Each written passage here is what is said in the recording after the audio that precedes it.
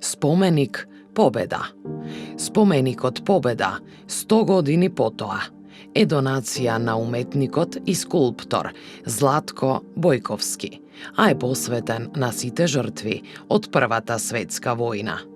Изработен е по повод 100 годишнината од завршувањето на Првата светска војна, која започнала во Европа на 28 јули 1914 и траела до 11 ноември 1918 година. За тоа време биле мобилизирани повеќе од 70 милиони војници, од кои над 9 милиони загинале, заедно со 7 милиони цивили. Македонскиот фронт минувал и низ регионот Мариово, што имало погубни последици врз цивилното население.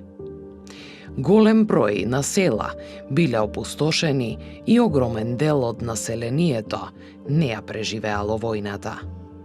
Скулптурата е тешка околу 2 тона и е создадена од шрапнели, бомби, шлемови и други остатоци од Првата светска војна.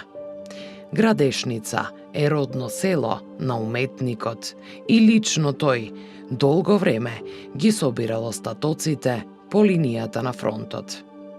Употребата на некогаш убиствените експлозивни средства за споменик, на кој е представен конј со дигната нога, ја символизира победата на животот над смртта.